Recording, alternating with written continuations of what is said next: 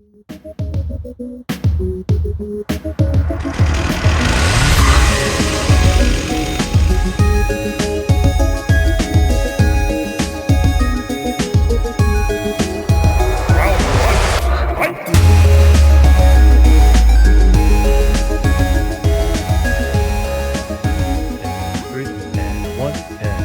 and a three, and we're live, everybody. Welcome to another episode of the F13 podcast with Brian and CliffyB. Hey, buddy. I think I timed my caffeine intake perfectly this time. This is our 13th episode of the F13 podcast. We might walk under a ladder later. We might fall off a bridge, break a mirror. Who knows?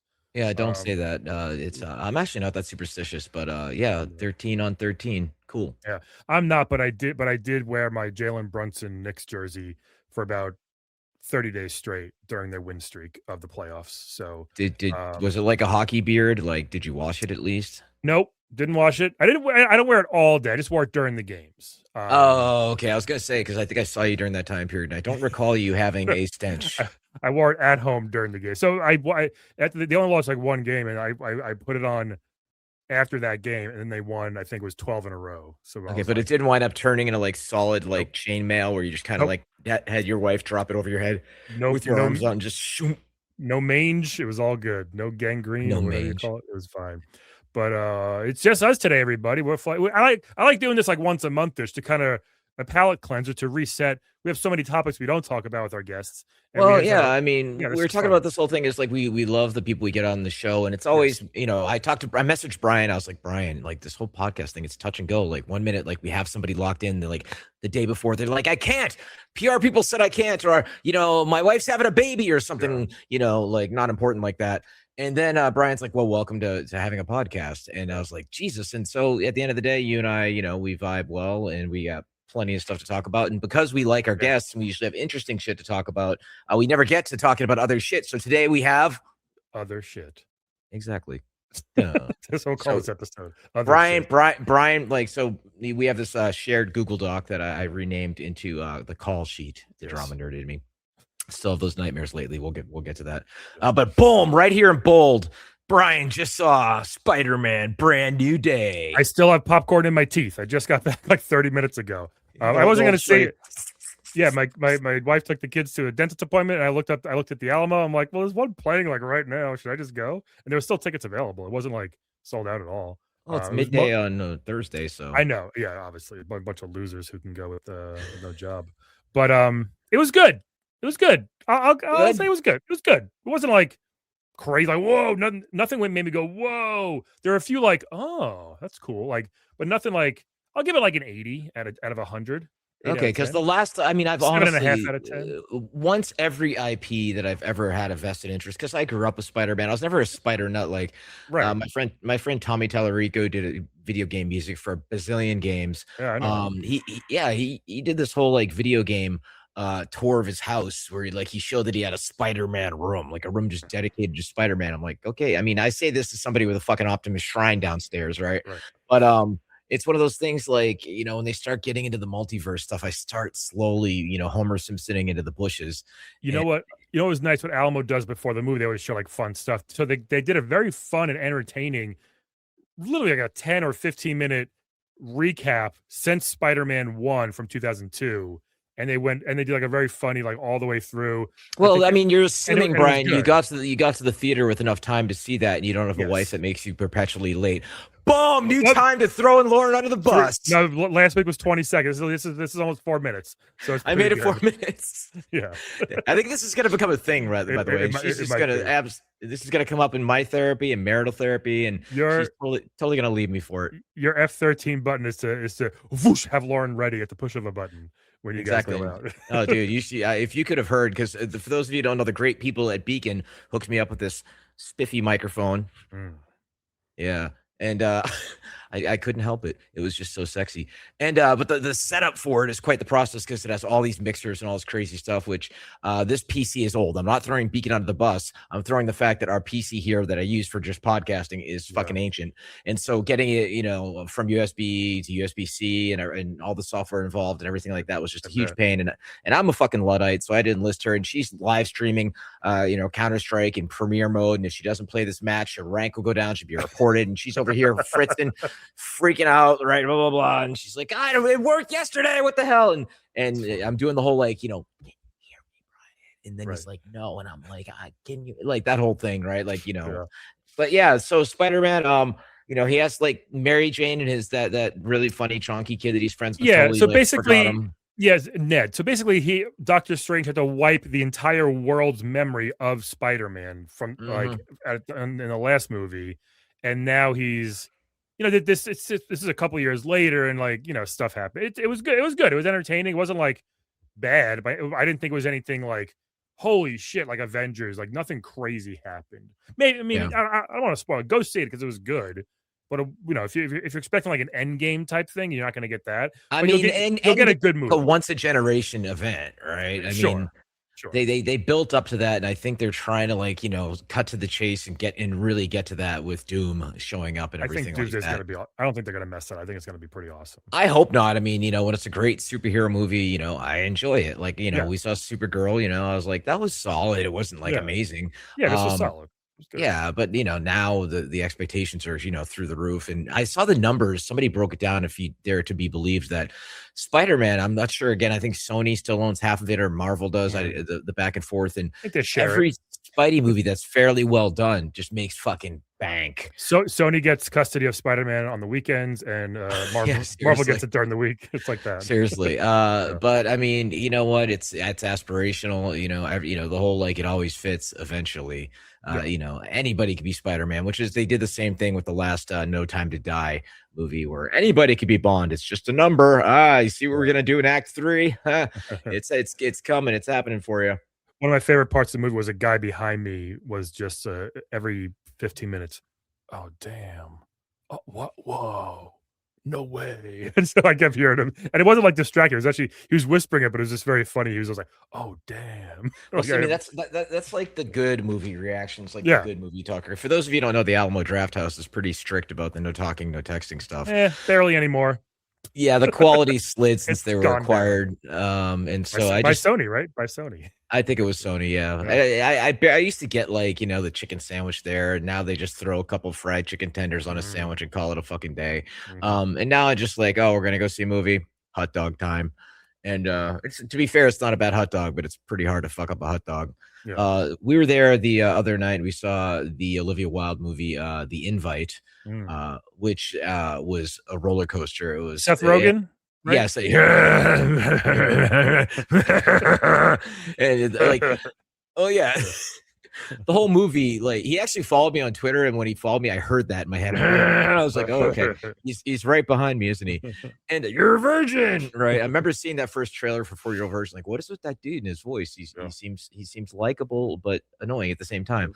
And the thing is, I remember seeing the trailer. It's this married couple that's blah, blah, blah, blah, blah, they're fighting each other a lot, and then the wife decides to invite this couple from upstairs, Ed Norton and Penelope Cruz. Ed Norton's just this, hey, I'm Ed Norton, and how's it going? I'm a firefighter. Ooh, I'm a sexy guy. And are you?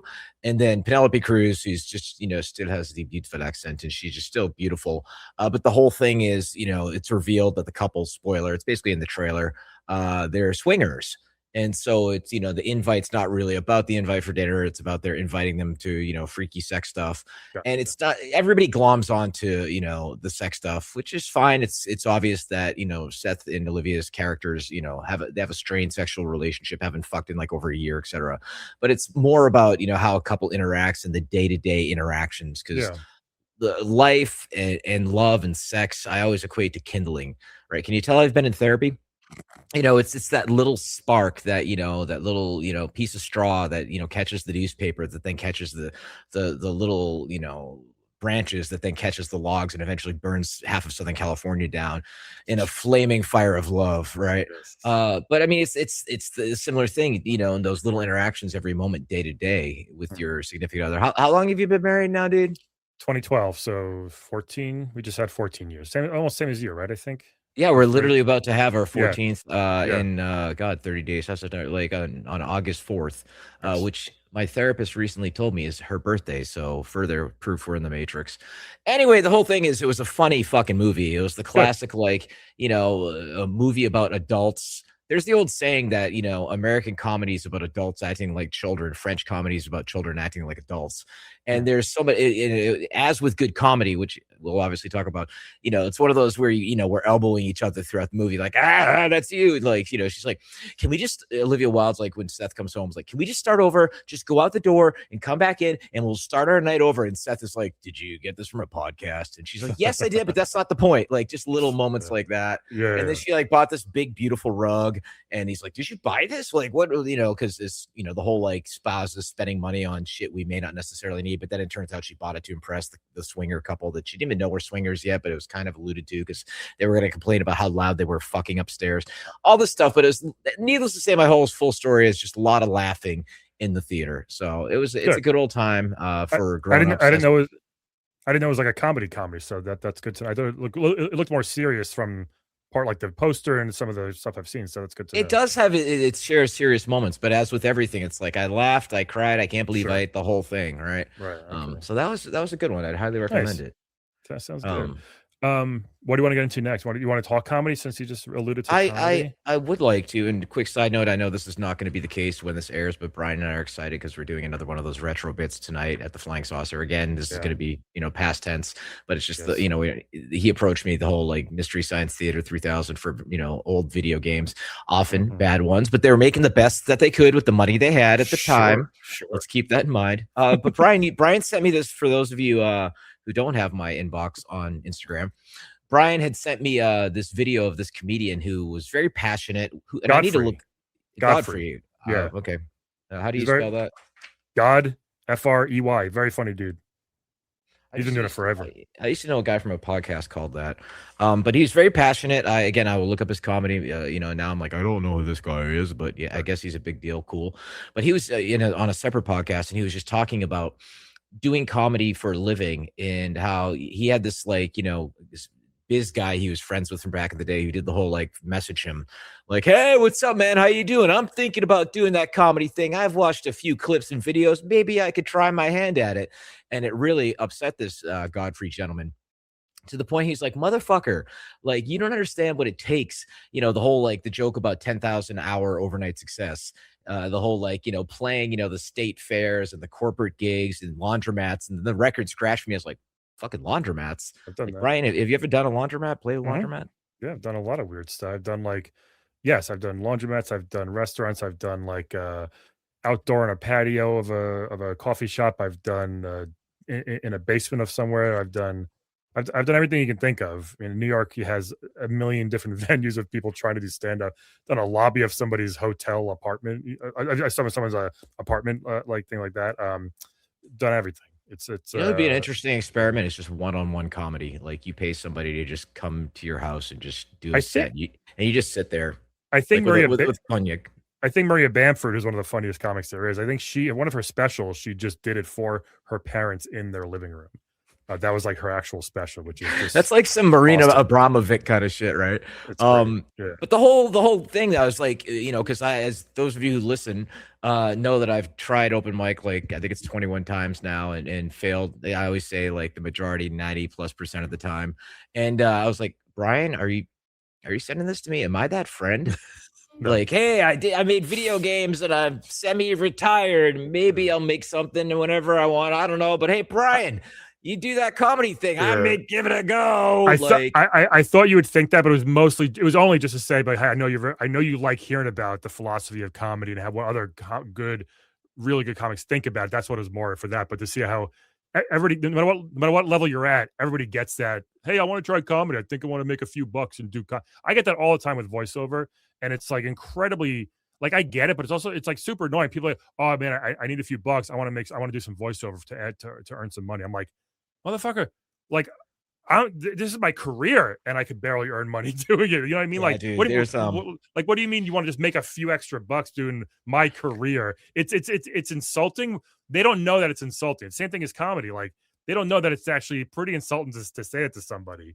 But I don't take it personal. Maybe I'll make a video game and make a few bucks, and it's like, you have absolutely no fucking idea what I got this idea for a game. Just gonna make it. Okay, good luck with that. You know? Or can you make it for me? You know, my kid's good with the iPads. You know, like, okay, well, if your kid can't figure out an iPad, your kid is a complete total fucking idiot.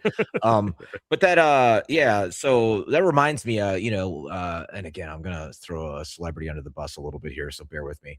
Back in the day, or about the Gears 3 time frame, the famous Victoria's Secret model Marissa Miller was a huge fan of Gears, and we actually did this skit. You can look it up on YouTube, called like the Perfect Date or something like that. I remember her. Wonderful. Really, obviously beautiful, but really, really sweet. Got a Jessica Simpson thing going on, sort of, in a way. Yeah. So during Comic-Con, Microsoft had rented out this restaurant during the day that wasn't open in West Hollywood. And my guy, named Guy, who was my marketing executive, drove me all the way up there, and I did this skit with some of the Jake and Amir from, I think, College Humor. And it was totally obviously paid for. It got a decent amount of views, but it was cringe. You know, let's be honest, it was fucking cringe. The idea is I was sitting in the back of the sushi restaurant, and Jake or Amir like trying to be on a date with Marissa Miller, and she's like, "Is that Cliff Blazinski, the Gears of War guy over there?" And it took her like 10 times to say my name properly. It's like, okay, take one, Blazinski, Blowhardski, right? And then I come over and basically cock block him, and then like pick up Marissa Miller and walk out the restaurant. Ha ha ha ha, so wacky. But she's a huge fan of the game, and she wanted to do some voiceovers for it. So her husband / manager, a guy named Griffin Guess, he was cool too. He sent over, I was like, send me over some samples. And she sent over some samples, and God bless the girl. It was just like, hey, Marcus, let's go get those locusts. Smoke out. And it was just like, yeah, that's just not gonna happen. Right. And I was like, yeah, it just might not be a good fit at this time. And that was just, going back to what you were saying, like, it honestly, I'm gonna come back to porn in a second. I've read so many articles about girls who are like, yeah, guys think this is their fantasy job, and like, nah, it's not. Half of them are like, snorting a Viagra in a kilo of coke before they do a scene, and then it's just, for me, like, video games were ruined for years because I'd learned how to make them. And so, if you're a porn person, and like, I just don't understand how VO and comedy haven't been ruined for you doing them so long. I just pulled it back from porn, by the way. I get it. I mean, there are a lot of comics who don't watch comedy, who don't watch specials, and I don't watch a lot of them. I do watch some that have people that I like, of course. Like, I think it's great when people have a special put out. I'm putting mine out soon, hopefully. But even that's stressful, just doing that, But yeah, without saying anybody's name or anything in particular, remember, like, okay, 2-3 weeks ago, someone asked you about VO for something, well-known person, and that almost, like, that response was kind of annoying to me, because they were just like, I can do crazy voices. Like, it's not about just anybody can do a voice, you know what I mean? But it's about, I'm not going to spoil anything, but it's like, it was almost like a very annoying response from someone at that level too. I was just like, that's just weird that they would even say that. But I don't know. It's like, it is I don't know. I'm not crying about it, but it's it's a very casual insult to people who do things like this for a career, I think. Yep. No, and being a creative person or an artsy person, like VO and comedy are very easy technically to get into. That's why everybody thinks they can do it. But as we know, not everybody can do it. So it kind of ties back to that old saying about modern art, like you go to Jackson Pollock and it's like, well, I could do that. And it's like, yeah, but you didn't.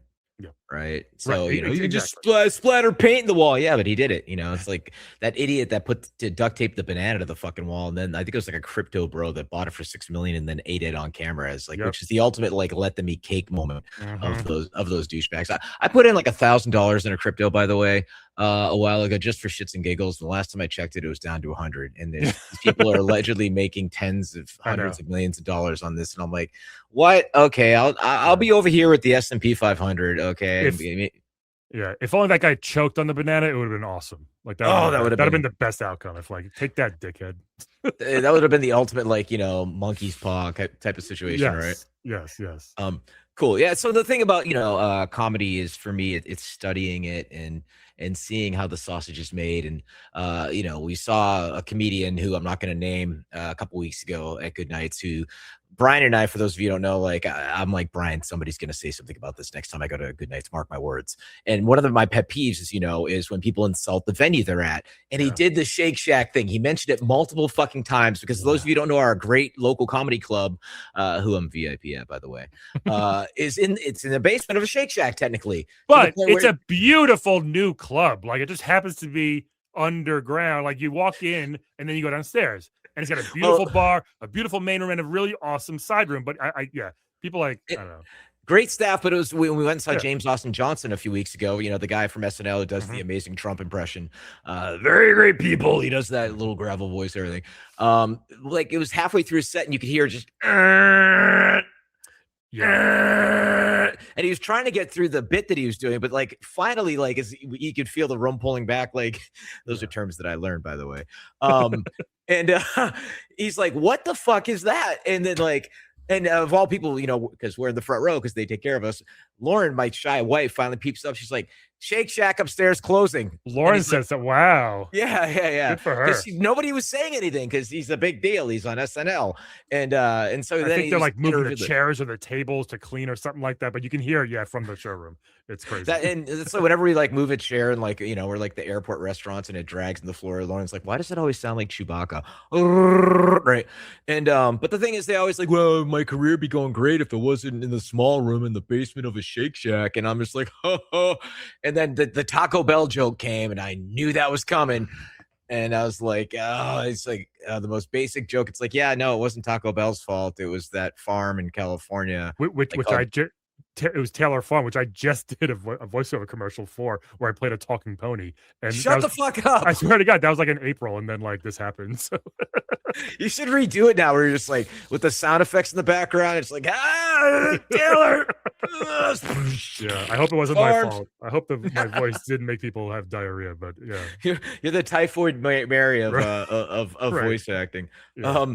Okay, but and so then Brian told me to watch Downey wrote that. We haven't really talked about that much. Do you want to explain it, because you made me watch it? So it was on Peacock.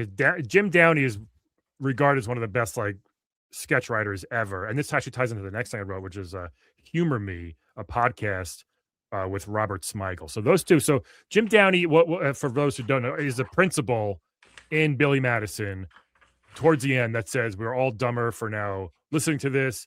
I hope that very famous iconic scene. That's Jim Downey. But he's like 75 now, maybe more, and he's been a writer for 50 years basically. So since the beginning of SNL, wrote for Letterman, still writes for SNL, does all this stuff. But it was a really cool documentary, and it shows all the stuff that he did and just how revered he is amongst pretty much every staff member ever. But I mean, I grew up with SNL, and I've learned, by the way, ever since we had Mike Kaplan on, to not say I came up with SNL, because when he immediately was just like, boom, what do you mean you came up with? What are you saying? Idea? So exactly. What do you mean, you people, right? Yeah. And so growing up with SNL with Phil Hartman and all of that, once you learn or know of this writer Downey, Jim Downey. And you realize, talking about colon blow and talking about these very practical things within practical solutions for that. Then it goes like that moment where oh my God. And they keep showing clips from so many of these famous skits that he'd written or even acted in to some extent. And it's just that it's cool to realize all these years later that DNA. But SNL, I will always love, it literally says in my memoir book, my writer partner was like, because I talked about growing up with this, going around to my family, the Billy Crystal, you look marvelous, my mom was like, oh, this kid's a little drama nerd, let's get this guy in front of a crowd. And the thing about SNL is, anytime you mention, and it's the same people that say I liked MTV when it had music videos on.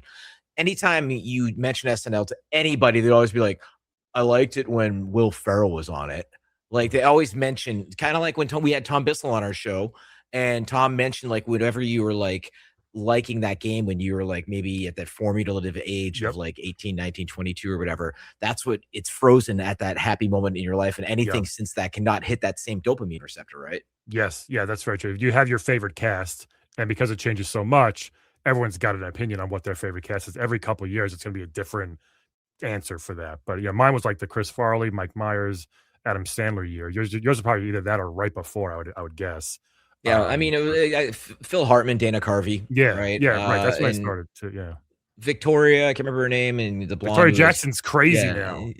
No shit. Oh god, did she go full like Tila Tequila? Yeah, pretty much. I think she went full that. MAGA. She's a complete nut job. I heard last, allegedly. You either die a hero or live long enough to become the villain. Yeah, and what I've been listening to lately, on my drives in the car is a podcast called Humor Me with Robert Smigel. Smigel is Triumph, the insult comic dog. For those, for me to poop on. Right, that's his most famous thing. But anybody that I know that worked at SNL or did stuff, they would always say the two things that I've heard the most was anytime Norm came into the room, everybody shut up because Norm's the funniest guy. No one's going to top whatever he says. And Robert Smigel is literally the funniest person alive. Like Smigel can just, the stuff he thinks of. And I've always been a huge fan of his, but he's got this podcast now where he has people call in and, or like ahead of time and, or like leave a message. Like basically they're trying to do something, whether it's like, you know, this one person had like an a cappella group at Harvard, but they wanted to have some fun banter in between the songs, and they're not funny people. So what can we do? So Robert, and he had like Mikey Day and other, he's got Letterman as a guest and all these awesome people. They think of fun things to say in between the songs, or even like makeup songs, right? And it's and basically 90% of it is just them joking with each other, and then they'll eventually help their guests. But it's such a fun. It's like it's really being in the writer's room type of vibe in this show, and it's actually pretty cool to listen to. But I mean, that sounds like it's just brilliant. Like Christopher Mill, it's kind of like sell me this pen, right? Like that kind of like almost improv. Like my wife and I, sometimes we'll just be bored. Like, when they give you those Yonder pouches and you can't do shit because you can't be on your phone before like a comedy show or a concert or whatever. Sure. And we'll bring like a notepad once we know it's going to have the Yonders. And we'll do like, hangman or crosswords or whatever. And sometimes I'll just draw, or she'll draw a squiggle and I'll attempt to make a doodle out of it. Oh, that's cool. That's, like a microcosm, the essence of like the creative process of that cool game of volleyball. We should do a whole setup on here, dude, where we have some random number that you can call and just say God knows what. And it could be completely like, I'm gonna murder your family kind of shit. Or it could just be like somebody farting for 30 seconds, right? Like it could be something interesting that would be like, well, that was very good feedback. Thank you. If anybody knows a thing like that, let us know. We could definitely put that on the show. That'd be so fun. At my friend's wedding a couple years ago, they had this phone, like an actual rotary phone that you could pick up and leave a message for them, and they would like listen to it later. And they said a lot of people weren't using it, but me and my friend TJ, we kept going every 5 minutes. We just go back like, "Hey guys, just want to say," we just say like really dumb shit the whole time. And they said it was just very fun to listen to after the fact. But that'd be a fun thing. I'm bummed that like not a lot of people did it because it was like in the corner. People just didn't know. I think about it, but. Oh, I would have put little plaques out. Like I would have said something on the mic about it. Like you put like 2 beers in your average person. They'd be like, I just think you guys are beautiful. And he fucked a stripper the night before at his bachelor party, that kind of thing. Yeah. There's a good premise for a movie or a short. Speaking of shorts. This weekend, Brian sends me something that either makes me really interested or curious. Like, is he attacking me? Or angry? Have y'all heard about this HBO Shorts? So basically, they're going to start doing basically whatever that thing was. Not what wasn't. It was a Quibi. What was that thing a couple years ago? Remember? They just did like 10-minute videos. It was like a 10-minute shows, and that's what this is. HBO is just going to have like shorts, like just the best parts of shows that you can just watch, which is apparently not YouTube. Which they're going to do their own. Like, can't you find literally anything you want on YouTube? No, this literally is like Microsoft, and they came out with Zune. They're like, oh, the iPod. We need one. We need one of those, right? Yeah. KLTS is what I call it. Kids love that shit. So this is WKLTS. Or you can fix it and say kids love that stuff, right? But it's like the whole like, okay, like, I hear the TikToks is big. What is the kids on these days? Yeah. But that time, and again, the niece being my lens for the world in which we live and showing her SNL skits. Is like, I saw some of this on TikTok. I saw some of that on TikTok. And it's just, this shrinkification not the e-shitification, which is the whole other thing we should all Google, of the attention span. Like, and that, you know, should we like Brian, like hire somebody to just do like, you know, besides the clips you already do, like just to do like brief, like 15-second highlights of this shit that we do like here every week? Like, I mean, I could do it, but yeah, we need someone to please volunteer to help us do that. We need a we need CliffyB. Yeah, so this person, oh yeah, so there we go. Chris, our friend, I like films. Just it's like CliffyB, which was a big failure. Correct. I think it lasted like a year. They probably gave away too much money they didn't have, and then all of a sudden they realized, oops, we're done. But of course, Chris knew what that was because he knows everything about TV and film. Yeah. Did I say Kibi or Quibi? I think I said the right name, but I remember it was a thing a couple years ago because comedy, it was trying to be a big thing for comedy, but it just failed. Like it didn't work. I mean, that's basically the whole like version of like, oh, here's this new comedian, and then it shows him and he goes, wrecked him, I nearly killed him, and you're like, still a great joke. That's still I just don't know, like why the aristocrats. Yeah, like why waste their time on that though? Like we have YouTube, we have TikTok. Unfortunately, like everyone gets this stuff anyway. I see Veep clips all the time because I love Veep. I see Arrested Development clips all the time. It's Always Sunny in Philadelphia. Those things pop up on my timeline constantly. Like we don't need this other thing. You know what I mean? I think when you've already seen it is when it's cool. Like I want to go back and, you know, relive the Battle of the Bastards from Game of Thrones, right? That like that kind of stuff, right? But I mean, for people who haven't watched it, it just makes me nauseous. But I mean, I just want to see all the late night HBO Cinemax clips from 2 a.m. I want to see just a mashup of all those softcore scenes. Somebody should make a website just called scrambledboobs.com, and it's just like perfect. Or like a little mini game, like a friend swap thing, where like you're just sitting there and you're trying to find it. And you're moving your mouse cursor, and the second you see, it's kind of like a catchba. You know, I did some security thing for some stuff the other day, and I had this mini thing where it's like you had to drag the right vial into the right container that would. I'm like, who the fuck came up with this one? That'd be so funny if it could be like an after dark game show, and people be like, oh, that's Pamela Anderson. Yes, what movie though? You got to name the movie that she was scrambled in. Oh, that'd be such a fun thing but if you can click the nipple though, like that, you have to click it within X seconds and know what frame it was too. Because I know we were all sitting there like, yeah. Do you remember Win, Lose, or Draw? It was like the matching game. Then they would reveal part of the square. It was like a game show, and then at the end you have to put it. That's what it would be. You'd reveal part of the scrambled boob. And then what would it be named? Like Titchinary? Oh, that's actually not bad. Fuck, that's perfect. That's why. Yeah, wait, CliffyB film stuff and split up into segments, thinking people's short attention spans would make them watch it. They're trying to get in the new vertical story boom on social. Of course they were, because I still hate vertical everything. But I mean, it just, again, it sounds just like the whole like Silicon Valley, like the TV show, like shitty startup name generator. Let's just call it Squibby, like, or you know, Queefton or something like that. Like, okay, dude. A Hulu, like Queefy's a whole different app. I think Queefy's different. They all just sound like something your dog, like when your dog is like, you know, something in their throat, just like Queefy, like Hulu, like. I mean, Netflix is like, boom, like, you know, I think it was Reed Hastings back in the day. He had a vision. He's like, it's going to be internet movies. And it's like, yeah, but you're taking discs and you're sending them to people's houses and then they're having them mail them back. Yeah, but give it time. And it worked. Shit, man. You had a fun thing earlier about meme culture that I think would be a fun topic, about this whole Jimothy thing, which is the inbred meth head raccoon that's been running around. Oh, but he's so cute. It's so cute, but it looks like he's got a little meth head raccoon to him. What hump? Yeah, right. Young Frankenstein. But it's dude. Give your soapbox rant on. Well, this stems from, I was talking to some developer friends of and they're like, okay, we have this feature where we want to make your game meme ready. I'm like, I hear that memes are big with the kids, you know. Tell me about your idea, right? And they're like, I was like, you know, the shelf life like of memes now these days is like maybe a week, if you're lucky, if that. You know, like you go to Google Trends and all this, and like, you know, back in our day, and I posted about this in my public Facebook because again, surprisingly positive, and it's just like maybe it's because it's all old people who are mature. I don't know. But you know, talking about like, you know, the whole like all your base or belong to us, you know, hamster dance, you know, the Numa Numa guy, the Star Wars kid, all that shit. That shit lasted, I think, for at least like a year, if not longer. But we all still remember them and talk about them to this day.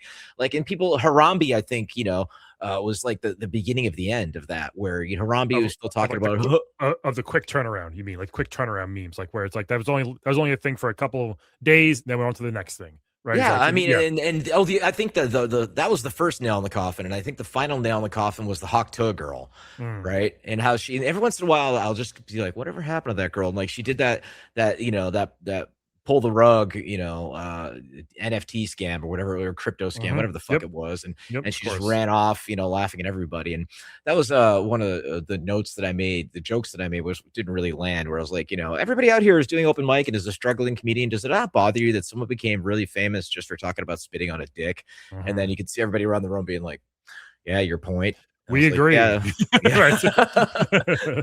That's good comedy. We agree, sir. Yeah. Yeah, exactly. But yeah, it just, and so their whole point was like, oh, if we could drop that in. I'm like, dude, because you see, like, once the corporations jump on it, like, Jimothy showed up in World of Warcraft and all the social media accounts from everybody. And usually the fast food ones, to be fair, are pretty entertaining because it was on Google. If you Googled it, he ran across your screen right away. So yeah, they all did it. They all took it right away. And that's the ultimate, to reference a meme. How do you do, fellow kids? And then, sooner or later, it's going to show up on your mom's or your uncle's Facebook. Like, have you seen this raccoon? Yeah, mom, I seen the raccoon. And that goes back to, kid slang. We were talking about, didn't your daughter at some point in the last few weeks say no cap to you? She's been saying it for about a year. Yeah. Still? Yeah. Not, she needs to get up on it. Not so much the last few weeks, or months, I would say, but she did say it a lot last year. Because school's over, it's the summertime. Maybe she forgot all the dumb shit that she was saying with all of her friends. But yeah, hopefully it's the brain is sufficiently oozed out of her ear. Right, it had to heal from being in school. Then, like in the summertime, it's like it becomes whole again. The time when the family was here all visiting, and we all were doing the tour of all the local malls, because that's what you do with family. And I was like, you know what, you guys have all gotten some new clothes. I've spent way too much time in Sephora. Fuck it, I'm gonna get some new stuff at Nordstrom's. And, I put on got this nice new suit jacket, and I come out and the niece is like, that looks tough. I'm like, what? Should I like start a fight with somebody now? And she's like, I'm like, that. Oh, that means it looks good. Okay. I haven't heard tough yet. Yeah, and then I'm like, okay, I'm feeling kind of tired. She's like, we should go to Starbucks and lock in. I'm like, what are we the last starfighter? Like, what, or am I doing a Peloton? Like, what the fuck? Which means just like, we're good. What's the slang for blow my brains out? Is that a thing yet, kids? That's full cap. Full cap. Yeah. Dude, it was so funny. We were listening to Ghetto Boys in the car today. My wife doesn't really listen to lyrics, but she's been getting a lot better, to throw Lauren under the bus again. And it was, damn, it feels good to be a gangster. I think the line was, you cock-sucking, pussy-eating gangsters or something like that. And she's like, wait, what? And I'm like, yeah, it was a different time. And the fact that they used that in Office Space was utterly fucking brilliant. They nailed it, yeah. Scarface, one of the best rappers ever, by the way. Now the funeral is over and all the tears have dried up. Oh, fucking great, man. Hey, so did you do GalaxyCon? I went. I didn't do any panels. I went with our friend Chris. I went to the Edgar Wright. I think I saw a photo. Yeah, and he got to meet it. Did you get to meet Edgar Wright, or did you pay for it? No, I went Saturday. Just not that I'm done with cons, but it was a lot. Like, I'm a big person. I can see over everybody, but sometimes I'm just standing there, not even moving, because nobody is moving. And I'm looking like, what is going on? What are we doing, folks? And like, every aisle is so tight. The artist alley is a nightmare to get through. There's no room. Even the main showroom floor. First of all, that convention center is awful to walk around, because it's like the one way in, one way out. It's really annoying. You got to go down the escalator or the stairs, and then you got to go down one more escalator. There's no steps to go. It's like it's really awful to get around. But it was fine. Like, I didn't get anything. Oh, no, sorry, I did. I'll show you tonight. I got a Ninja Turtle belt. I got myself a Ninja Turtle, which has like a seat belt from a car buckle, which is pretty cool. That's cool. But that's all I got. And I got a bunch of I got some signatures from like Transformers #1, G.I. Joe yearbook, like these comic books that I've had forever. Thundercats #1, He-Man. Those guys were there, the artists or illustrator, whatever. So I had them sign my comics for me, which is kind of cool. That's cool. See, that's what it's all fucking about. See, here's a couple quick things, in my opinion, about cons. My wife and I didn't go because she pulled something in like her neck, and she's like, I don't want to go. And I'm sitting there going, fucking thank God. Danny Glover, I'm too old for that shit. the convention center is not big enough for what they're doing right now. And again, if you're a Raleigh person, they're expanding it. They're taking the Red Hat Amphitheater and going, boom, moving it next door, and they're putting a whole other section there. Good. The area is growing, as we all know. But the thing is convention goers, having done a bazillion as we both have, dude, they're the worst at fucking navigating on the planet. I mean, and it's exponentially worse the nerdier the con is, right? And I love my game developer brethren, but GDC was the fucking worst because even if a person means well, you know, I could be going from Moscone Hall west to south or whichever ones it was, I can't remember, and I'm trying to walk. I have like an appointment to get to, an interview, was whatever stuff I had going on that day, and I'm with Lauren, and then somebody, you know, stops me. Hey, what's up? How you been, man? And I'm like, oh, Lauren, this is John. We go way back. How far back? I think 15, 20 years. Yeah, how's the wife? What are you working on these days? I can't really say. Okay, Ubisoft really screwed you over, huh? Right, that kind of shit. And I'm like, gotta go. And then it's another, hey, it's like, who the fuck was that? I don't know, that kind of thing. And then, you know, when you add in all like the merch areas where people just, they don't pull over, just pull the fuck over. They they'll just stop and be like the person first time in Times Square, which Times Square is the only place in New York where you could or should do that. Like, wow, we're not in Kansas anymore. Like, hey, I get it. There's a giant cup noodles, whatever the fuck they call it. I think there's been one there in like 20 years. Anyway, but the whole thing is like, it's so frustrating, especially as you get older. And and the convention center is getting better, but the management at GalaxyCon, I still have a fucking bone to pick, because if you go to, and you like maybe even pay to meet a celeb on the show floor at San Diego Comic-Con, which they've been doing it for God knows how long, there's a person with a sign and there's a tape or a stanchion that says end of line. And if that line adjusts, they move. They don't block the doors, fire code, all that stuff. And it's done in an orderly fashion. And you get your time with the person. And it's sometimes they have an entire other section where other people are signing, where we did the signing for Scrapper and all that shit. People showed up with gear stuff, cool, sign whatever. I still have some stuff that people are mailing to me, by the way. And they often send it in these boxes that look like they've been rolled all the way from like East Europe to here. And I have to like add extra duct tape. I should charge you for the duct tape, people. But I wanted to meet Peter Cullen, who voices Optimus Prime, and just be like, thank you. You know, I know when you first signed up, it was, quote, just a truck, but you know, your work made an impact on an entire young generation. You know, and then, you know, when you died on camera, just wrecked us. And then I lost my own fucking dad. And I had this epiphany the other day, like Peter Cullen's getting a bit older. And, you know, when he goes, it's going to be like a 1-2 punch from, you know, when my generation was, you know, really young to, you know, being adults now. And the guy who voiced this beloved character, I don't even want to fucking think about it. But then, you know, I paid the extra money to like meet him or get a photo with him. And like in front of his area was just fucking bedlam. There's no rhyme, no reason. And I was just like, and like, you know, I'm like, fuck this. I'm too old for this. I'm just going to take my bitterness and walk away. Your giant helmet. Yeah, I was this close to bringing my damn Optimus Prime helmet, and I'm like, I'm glad I didn't fucking bring it, because, or maybe if I just like put it on and just like stood in the back like that, you know? No. I thought freedom was the right of all sentient beings, motherfucker. The area where all the celebs are is a nightmare. It is so crowded and crazy, and just a mishmash of everything. So I barely even go over to that side. Did you walk by where Carl Urban was? Yeah, he was all the way in the corner, if you right when you walk into all the way to the right, like against that wall, by the wrestlers. You walk past the wrestlers, and then he was like straight ahead of them. I did get Cactus Jack Mick Foley to sign a WCW comic book that I had that he was on the cover of, which is kind of cool. That's cool. But he charged $60, which is a lot. But anyway, I mean, I ran into Daphne Rubin Vega, who was in Rent, and it was one of those things that, you know, she played Mimi. And I loved Rent since I was like a teenager. And, you know, my friend Shauna, who's a, you know, Broadway star, is like pals with her. It's like, oh my God, you're friends with my friend Shauna, blah, blah, blah. And I've loved Rent, you know, and hey, let's get a photo together. And then she's like, yeah, that'll be $20. And I'm like, okay. Yeah. So yeah, even the name dropping of my high school Broadway star friend wasn't enough, because, you know, she's got to eat. I get it. They make some good money, these people doing that. You know, I always said, if I'm at the point where I'm charging for photographs or signing shit, then I've done a poor job of managing our 401k. Speaking of cons, a very good con coming up is the Gaming Geek Expo right here in Raleigh on September 5th and 6th. I'll be emceeing the whole weekend, which would be very fun, hosting a bunch of panels with wrestlers, with voice actors, all these people. And we are going to do a live episode of F13. at the con as well, which would be super fun. Yeah, and I think Lauren's going to be judging the cosplay contest dressed up as Anya again. I was like, "Hon, maybe you should just do, your K-pop Demon Hunters, she should outfit. Dress up as me." She can't get like those cosplayers that get the stilts, just to look extra tall. It's stilted a bald cap. The bald cap, exactly. I'd be like, "Oh, I have such a confused boner right now." Thank you. That'd be awesome. But all right, so hey, can we get to the topic at hand? Please. I woke up today, had a doctor's thing, always fun. I had to be up at like 7:15. I'm like, oh, that's one of the reasons I don't have kids.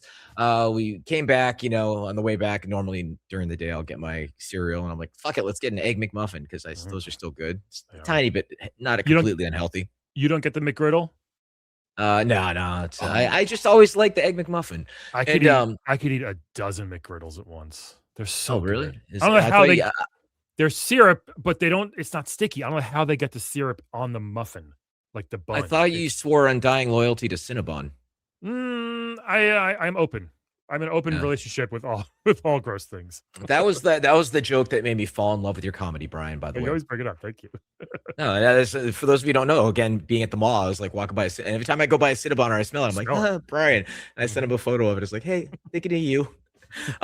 So yeah, where was I going with this? So I came back and I, had my McDonald's, and then I had my coffee. I was like, all right, let's fucking do this, Expedition 33, because I got to the final boss, or is it the final boss? I don't know.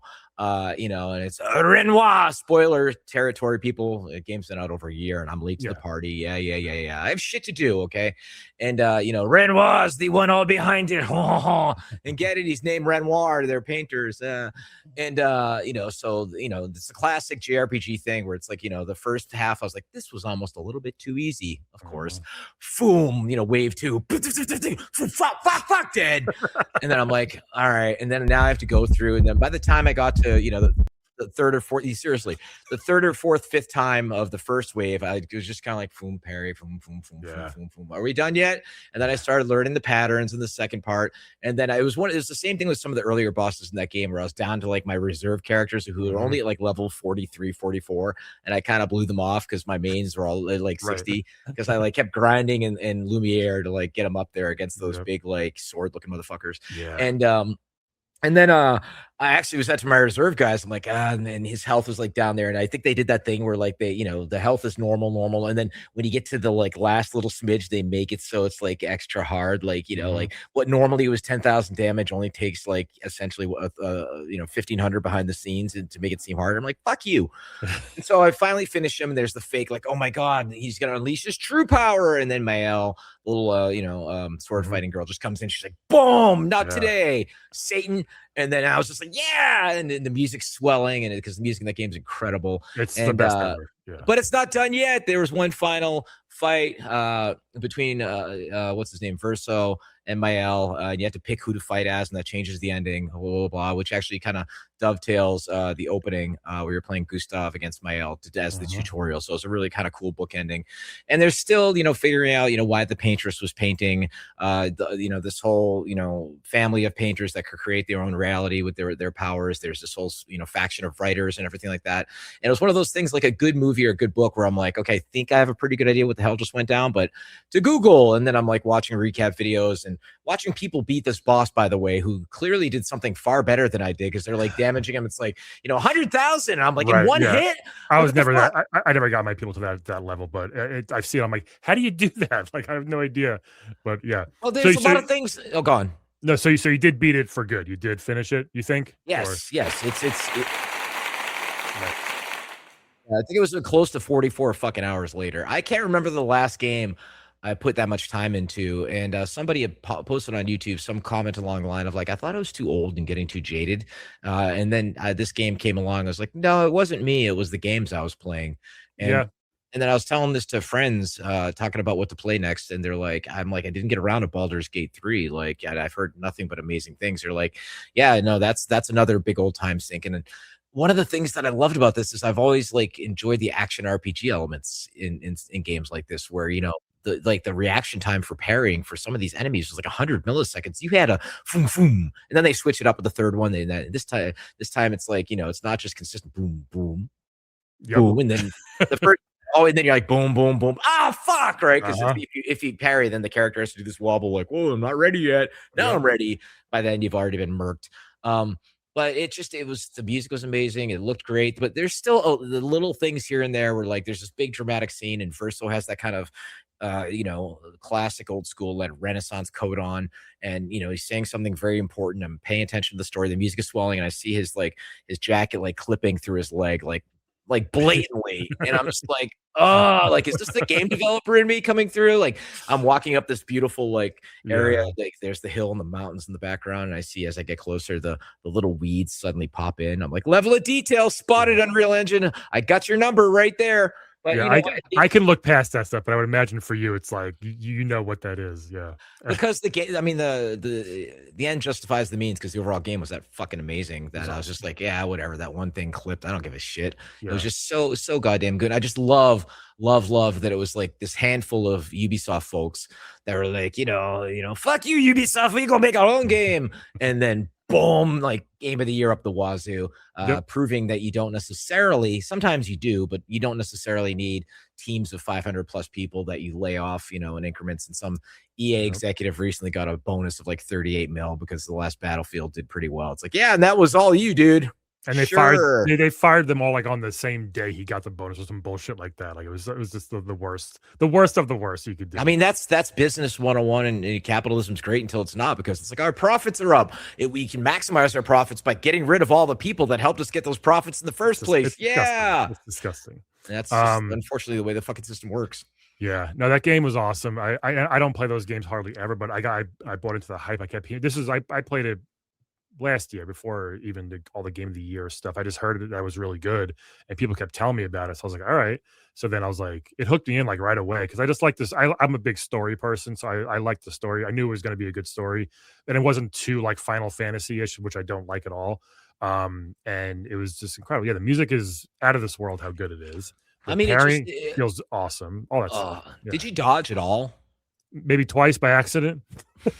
You got those big Brian hands, right? Yeah, I wanted to parry, and again, I played on easy mode, so it's way easier to parry, but it still is satisfying. It's still just as satisfying. Yes, because he's a bitch. I am a bitch. Yeah. Did you like the Duke controller on the original Xbox because of your big man hands? No, I thought it was too bulky and big and thick. It was. It was like the size of a dinner plate. Yeah, it's fucking ridiculous. But yeah, the game was fucking amazing. So there's that. I saw your post earlier. You should play Dispatch next. That was awesome. So the full circle was my wife and I had dinner with she was here for GalaxyCon. Bindi Smalls, the cosplayer, and one of our friend Bryle's one of her good friends. Yeah. And her dude Sean, great guy, and I was talking about, of course, AI. And Bindi was telling me, like, there's a lot of concern in the cosplay community, because what a lot of these nefarious assholes are doing is they're taking images and ripping them from cosplayers and then replacing their faces or changing their skin tone or skin color or even their outfits, and using these, cosplayers who've worked their asses off for their whole and built their careers up on their socials and in-person meetings and built these amazing outfits. And these people are just scraping that and just, making their own accounts for this. And it goes back to, like, there were people that worked in the adult world that would just cobble together Frankenporn from images of all other porn and just put stuff together of people who never really existed. And it's a very similar technique that's happening in the cosplay. I somehow always equate it back to porn for some reason, but the whole thing is that's, would you watch Frankenstein and Dracula getting it on? I mean, not as much as the Teenage Mutant Ninja Turtles in April. Come on, stop. Don't. Yeah, I mean, I've thought about it. Obviously. So for those of you who didn't see my social post, people are mad at you about that. People are like, I'm not your fan anymore. Like, all right, bye. Expected better of you. Yeah, like, well, really? I've said the last 30 years. Jesus Christ. Yeah, so I'm members of this Facebook group called Cursed AI. If no matter what you say about AI, how much you might hate it, this is fucking comedy gold, because I swear a lot of them are just, comedians who have like a C dance or a grok set up, and they just make the funniest shit on there. I'd highly recommend joining it. And one of them popped up. For those of you who don't know, back to porn. There's this blonde girl named Piper Perry. She's about this big. I think she's like, at the time of they did this porn, she's like 22, but they made her look like she was like 16. She had like the pigtails and shit. And they hired these 4 like jacked big old brothers. And they stage a photo shoot before it. The dudes are all wearing just like these white shirts and these white boxers, and she's just sitting on the sofa like, I think she even had braces at that point. And like, it's the whole, like, they made a million memes about it to the point where the meme had been boiled down to like, me versus like my bills in life, my student loans, my grocery bills, my gas bill, my rent. Right. And it's just Google like Piper Perry memes. It's actually pretty fucking funny, but to the point where they boiled it down to like the simplest version of like, four dark dots and one white dot. And like, the average internet denizen understands this, but full circle, somebody made a version of that, whereas the Teenage Mutant Ninja Turtles all looking lasciviously, is that the word, at April O'Neil leaning over the couch. And they looked like the ones from the movie, were like that, you could see like the turtles. The Michael Bay ones, I think. Yeah. Yeah. And April's just like still has the same like, vapid look that Piper Perry had. Like, just legs folded on the sofa. Like, I wonder what's going to happen next. And so Brian, as we know from behind him, is a big Turtles fan. The first thing I thought is, I gotta say this to Brian. I'm just glad you didn't make it yourself. I'm glad you didn't sit there. I mean, I don't have that kind of spare time these days. Right? Yeah. Oh, yeah, it was a good time. But I never got around to asking you, by the way, side note, because we're getting close to the witching hour. Yes. Because we have a call time tonight. Did you ever watch Baby Reindeer? Yes. I was curious your thoughts on it as somebody who's a comedian. I think we really liked it because it was a true story. And then we watched some stuff after it about like that. And it was such a fucked up, insane story. But yeah, it was really good. And the actual guy that happened to was the main guy, right? Yeah, and he wrote it all about himself. And it was like, I thought it was crazy he wanted to relive all that by acting in it too. But yeah, no, that was a very good show. Crazy. For those of you who don't know, it's about this guy who's a comedian and about his days. I'm assuming he's became bigger ever since, hence he wound up with this whole show. And his early days, he's in like a pub. I think it was England or Ireland. I can't remember. England, I think, yeah. All of them over the pond look the same. And he's trying to do, a stand-up set at a pub, and all of the locals are like, "The fuck is this? Can we put football on?" And there's this one, woman there who's just laughing hysterically after every joke he makes, and he's like, "Okay." And then she kind of starts following him after his shows and things like that, and then she winds up essentially being his stalker and being obsessed with him, and you're just like, "Oh my god, this woman's fucking nuts." Yeah. And then by the end of it all, you wind up feeling empathy for her, and that's where the term "baby reindeer" actually wound up coming from. And there's a really, really good series for those of you who haven't seen it. It came out a few years ago, but it was just a great example of, fandom like kind of gone wrong and then understanding the reason how that could actually happen, Yeah. No, I definitely enjoyed that. I like weird stuff like that. So it was cool. To piggyback on what you said, after you were done with Expedition 33, you Googled stuff that like, I actually talked to my Gemini, my phone. I'm like, hey, because there's no one around. I did it by myself. I'm like, can we talk about the ending of Expedition 33? And it's like, sure. What do you want to talk about? And I had like a 10-minute conversation with my AI because I had to like talk about it because it was so good. I'm like, so what exactly happened when I finished this game? Because sometimes I just don't even get the main point sometimes. But it was very funny that. One of my very, very few criticisms of it, apart from the JRPG trope of like, you think we're done? Wait, there's more. It's like, fuck, because they did that fake out where like you beat the paintress and it was really hard. And then epilogue. And I'm like, we're about to go out to dinner. I'm like, okay, I'll just save here. And like, no, but wait, there's a whole other act. I'm like, fuck. And then it's like, now the world's fully open. And there's all these other side quests to learn. Mael has this other side quest you can go on. I'm reading, people's like FAQs about it. I'm like, okay, if you go north of the tower, there's another tower that'll help you. It's a really cool part that fleshes out the story. And I get to that dungeon and I go in it. And Verso's like, yeah, we shouldn't go in there yet. And you couldn't go. I'm like, what the fuck? Like, somebody on the fax said I could go in here. Like, I'll try. At least let me go in there and get my ass whooped. And I'll, like when, the lady of the brush haired guys, I can't remember the name right now, I challenged you to fight and like in one shot at you. I was like, yeah, no, I'm not. That's an optional fight. I'm not going to do it. And there's a character named Simon that apparently you can fight that it completely destroys you. And I'm like, I'm at the point where I put 40 hours into this. I kind of want to know how it all ends. And I don't want to lower the goddamn difficulty like certain people do. Sorry. See, that's my problem. I plowed through a story and I hardly do side quests. Like God of War, I have no idea about the side quests. Last of Us doesn't really have many. Assassin's Creed turned me off of the whole series because 80% of that game is just side quests. And I'm just like, I just want to beat, like with God of War Ragnarok, I barely did anything extra. I hardly did anything extra for Expedition 33. I just did the whole story. If there was something on the way, like close by, I would veer off and do it. But for the most part, I am blinders on and I just focus on the story. So I probably only put in like 20 hours in that game. And I know people did like 40, 50, 80. I'm like, I missed so much of that game because I was so hell bent on just finishing the story. I mean, with side quests, it's like that was the problem with Skyrim for Lauren and I. Like, you know, we lost track of where the main, because we had so many like wait, what was the main fucking quest? I don't. And then I'm like, fuck it, let's go over here to Whiterun again, like, and see what happens. I just for the 100th time got back because I was in like a funk of I didn't know what to play. I finally beat Power Wash Simulator, all the things. It's not I say beat, but it's just like, you know. But I just reinstalled Red Dead 2, honestly, for like the 7th time probably. And like I had my save. I'm almost done. I'm like, I think I'm in the last chapter, but that game it was such a slog for me to really get through. Like the first Red Dead, not Revolver, but Red Dead Redemption I thought was a top 10 game of all time. But the second one, it was like almost too much nothing going on in between stuff. And it kind of turned me off. But everybody gushed about it, dude. I know, and I know it's good. I know I'm in the minority. Like I don't like Zelda either. I don't like Breath of the Wild. You know, that's me. But like I'm trying to really finish. I think I'm pretty close to being done. I want to try and finish Red Dead 2 finally. People are gonna hate I couldn't get into Breath of the Wild because of the weapon degradation. I hate that. But yeah, so you know, probably gonna do Baldur's Gate 3. I tweeted like what I should like Dispatch. That's the one that you know, very fun. Bindy's other half recommended to me, said it was great. That's apparently that's a pretty small bite size, but very well written, very fun experience. Very fun, very well written, and it's only broken down into like 8 1-hour chapters, so you can really plow through that.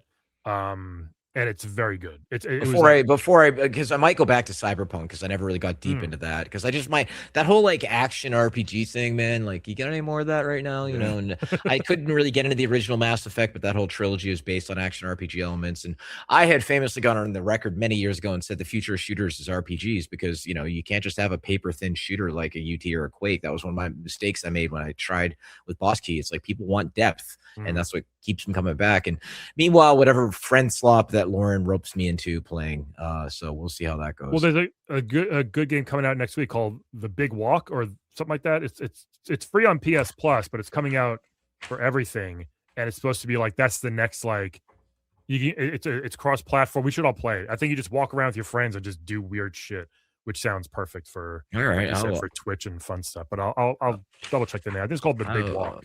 I will Google that right when I'm done. And let's talk offline about possibly, you know, getting somebody to do some clips for us because I'm willing to throw a little money at the issue, which Lauren's out there, folks. Doing. Yeah. If you want to, you know, what's our we have an email apparently.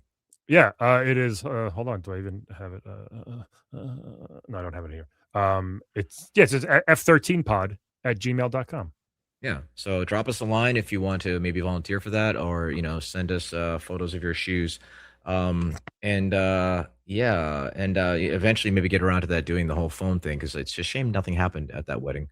But that would be, well, stuff happens. I think I just overused it more than everybody else, possibly. You never. I might have drowned everybody else's comments, but yeah. I would have made up a character like, you know, I'm trapped at this gas station on Route 66. There's these mafia characters that are after me. They slash my tires. Please send heroin, like something like that. It was definitely a fun idea for a little party favor, you know. Cool. Well, we got to gear up for tonight. We got retro bits. Thanks for listening, folks. We got people joining us on Twitch. We got over 5 people right now, which is awesome. I didn't even tell anybody, but we just went on. So so next week we might have a guest. We may not. Who the fuck knows? Stop hounding us, everybody. We're trying. All right. Yeah, one time we just need to have a random person on, just like a random friend. Like, hey, what's up, Fred? Hey, how's it going, man? That'd be cool. But yeah, you know, it's you know, we're still pinging other people, and we'll see who lands. And Brian, I don't think I've ever asked you about your F13 button. What would yours do? It's a really good one. If I had an F13 button and I could push it and anything would happen, I would want to. This is very like in the now. I'd want my back to stop hurting. Just because I'm tall. Like if I just push a button, that feels good. And even only lasts like an hour, that'd be great. Like I just need a little comfort every now and then. That would be fair enough. You know, that's how you wind up on opiates, Brian. I'm not gonna do that. I'm just gonna lay down the rest of my life, I think. Yeah. What about yours? Mine, my F-13. God, I think I'm better for every mistake I've made throughout my life. But if I could go back in time and whisper in my ear with my first wife, "Don't marry her," or get a prenup. Wow, is she listening? I hope she's listening. I'm gonna. I hope she is. Yeah. So, but yeah. Hey, cool. Good times as always, buddy. Folks, thanks for listening. Join us next week where we're on the F-13 podcast. Talk to you then, everybody. Bye bye. Wee wee.